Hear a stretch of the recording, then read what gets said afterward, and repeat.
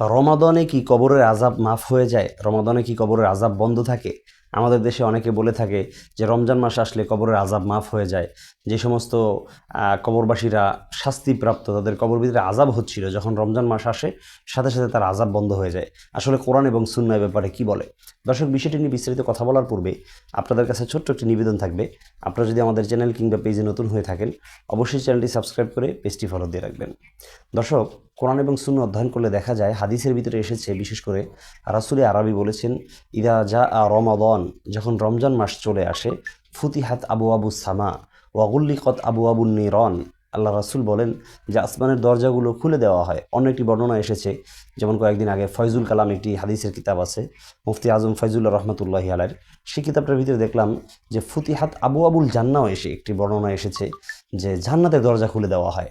তাহলে জান্নাতের দরজা খুলে দেওয়া হয়। ওয়াগুল্লিকত আবু আবুন নার, কোনো বর্ণনায় আবু আবুন নিরন আসছে যে জাহান্নামের দরজা বন্ধ করে দেওয়া হয়। এখন দেখেন, হাদিস থেকে স্পষ্ট পেলাম যে জান্নাতের দরজা উন্মুক্ত করে দেওয়া হয়, জাহান্নামের দরজাগুলোকে বন্ধ করে দেওয়া হয়, লক করে দেওয়া হয়। কিন্তু কবরের ভিতরে আযাব হয় কি হয় না, এই ব্যাপারে আমি স্পষ্ট কোনো হাদিস পাইনি যে রমজান মাস আসলে কবরের আযাব মাফ হয়ে যায়, এমনটা সরাসরি পাইনি।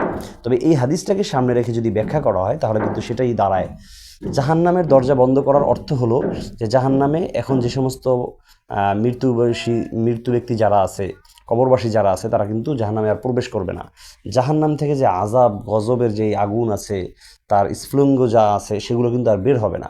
তো কবরের ভিতরে আমরা জানি যে কবরের সাথে জাহান্নামের সরাসরি একটা কানেক্টেড থাকে, যেই কানেক্টের কারণে সরাসরি জাহান্নাম থেকে আযাবগুলো কবরের ভিতরে আসে এবং কবরের ভিতরে সেই আযাবগুলো পেতে থাকে।